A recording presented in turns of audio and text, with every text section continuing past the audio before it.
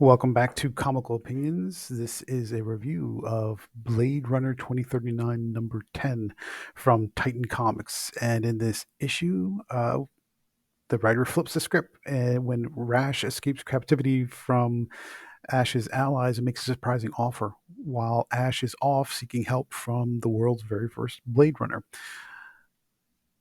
Interesting issue. So before we get started, please like, share, comment, subscribe, and hit that bell for notification. Your thumbs up helps keep us going, and it's greatly appreciated.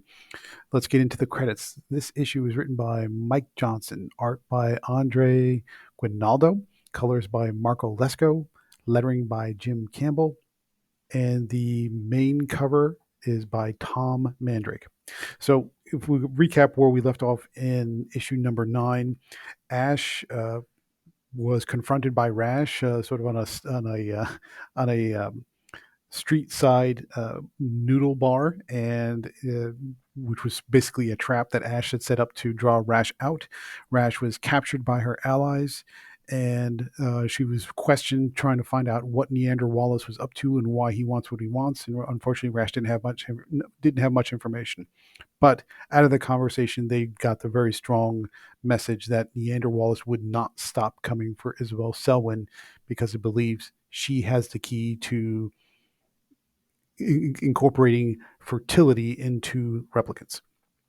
Now, without any options or hints or clues, Ash knows that the only way to stop the hunt is to take down Neander Wallace. And so at the end of the issue, the cliffhanger ends with Ash seeking out the help of the very first Blade Runner, Cal Moreau, which is a bit of a wow moment on that last page, which is great. In this issue, for Blade Runner 2039 number 10, this is pretty much a Rash-centric issue. Rash is, if you're not familiar or haven't been keeping up, is the replicant copy or clone of Ash. So in this issue, Ash seeks out Cal Moreau. They have a conversation, and basically she says, "You owe me for mistakes in the past. I need you to help me to find a way into Neander Wallace's headquarters and to get to him so I can take him down to put an end to this hunt." And that's that part of the issue, which is basically the conversation between the two, giving you a little bit of hint that they have a history together and how things maybe didn't end so well when they last parted ways. Everything else surrounds Rash. So Love uses very familiar Blade Runner technology when she says pan left, pan right, going through the camera and photo information. She finds out that Ash has been, or I should say, she finds out that Rash has been stolen by, or kidnapped, or captured by Ash and her allies. She eventually hunts her down. But while that's happening, Rash has a conversation with Isabel Selwyn, gets free, breaks loose. And in the twists of twists, because we know Rash is probably too close of a clone to Ash, she starts to feel sympathy for what Ash is trying to do and makes an offer to, instead of killing Isabel Selwyn or doing anything else, she says, "Why don't you let me join you? I want to join you because I want to find out what's going on, and I want to feel part of what you're experiencing." So the humanity, or maybe Ash's humanity, is coming out in Rash, or maybe it's just a long game ploy. We're not quite sure which, but either way, she makes an offer to join their cause instead of trying to take them down or capture them in the name of Neander Wallace. Love shows up. She finds their headquarters through her expert detecting skills and tracking skills. And at the very last minute, there is a fight and confrontation between Love and Rash, and it turns out not how you think. So I won't spoil it too much here because that's a pretty big spoiler leading into the next issue. But yeah, there is a pretty final confrontation between Rash and Love at the end of the issue. So what did we think about this issue and where it's playing into everything? I think all roads are leading to Neander Wallace. Now, whether or not this section of the Blade, or this spin-off of the overall Blade Runner series is going to be brave enough to take down Neander Wallace, I'm not sure, but all roads are moving very steadily and very quickly in that direction. What did we like about Blade Runner 2039 number 10?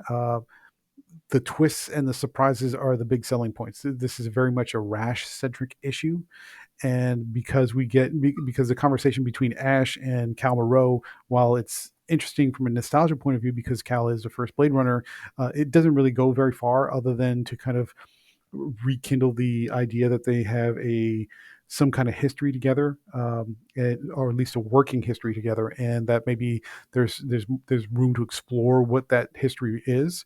It was certainly contentious. It wasn't peaceful. So there's room to explore that story, but there isn't much to it in this issue. Everything else is about Rash and what she does to sort of come to grips with who she is and what she's all about. The look on her face kind of says that she's more curious and reckless in her behavior. Maybe that's part of Ash's personality coming through from the memory implants, but maybe not.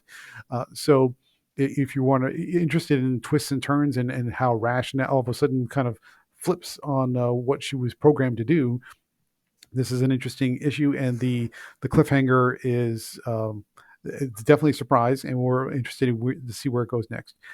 What didn't we like about Blade Runner 2039 number 10? Not much. I think overall it was solid. It would be nice to see a little bit more of the interaction between, or at least to learn a little bit more about the history between Ash and Cal. We don't get that much of that here. It's hinted that there is some kind of backstory, but you don't get much. So that part of the conversation felt a little shortchanged. But overall, this was a great issue, and it really sets things up for leading into whatever final confrontation happens with Neander Wallace, if this particular spinoff is bold enough to go that far. So, what do we think about the art? Andre Guinaldo and Marco Lesko do a fantastic job with the art.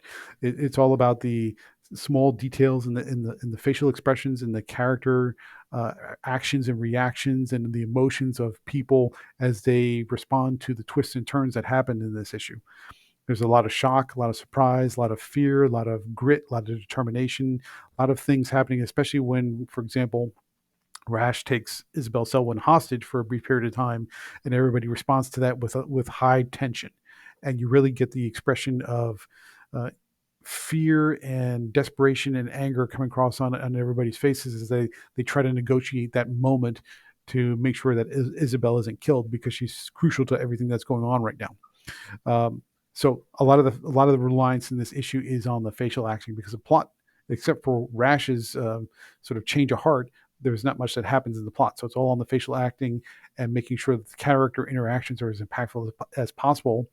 And Guinaldo pulls that off. So great job on the art from Guinaldo.